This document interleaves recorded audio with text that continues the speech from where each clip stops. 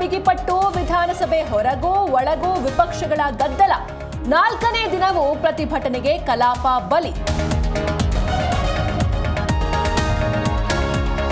ಪರಿಷತ್ನಲ್ಲಿ ನಾಗೇಂದ್ರ ರಾಜೀನಾಮೆಗೆ ಕಿಚ್ಚು, ಹಾಡು ಹಾಡಿ ಸರ್ಕಾರದ ವಿರುದ್ಧ ಬಿಜೆಪಿ ಜೆಡಿಎಸ್ ಪ್ರತಿಭಟನೆ. ಸರ್ಕಾರ ಚರ್ಚೆಗೆ ಸಿದ್ಧ ಎಂದು ಕೃಷ್ಣ ಬೈರೇಗೌಡ ಡಿಚ್ಚಿ.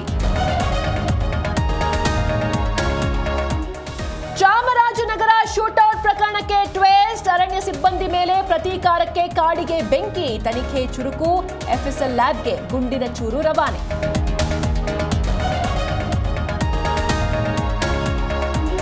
ತಮಿಳುನಾಡಲ್ಲಿ 31ನೇ ದಕ್ಷಿಣ ವಲಯ ಮಂಡಳಿ ಸಭೆ, ಅಮಿತ್ ಶಾ ನೇತೃತ್ವ, ದಕ್ಷಿಣ ರಾಜ್ಯಗಳ ಸಿಎಂಗಳು ಭಾಗಿ.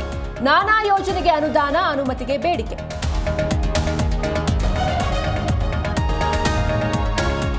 ಜೀವ ರಕ್ಷಿಸುವ ಔಷಧಿಯಲ್ಲೇ ಸಾವಿನ ವ್ಯಾಪಾರ, ನಕಲಿ ಔಷಧಿ ಜಾಲದ ಮಾಹಿತಿ ಕೊಟ್ಟರೆ ಸರ್ಕಾರ ಬಹುಮಾನ. ಐಪಿಎಸ್ ವಂಶಿ ಕೃಷ್ಣ ನೇತೃತ್ವದ ಎಸ್ಐಟಿ ಸಜ್ಜು.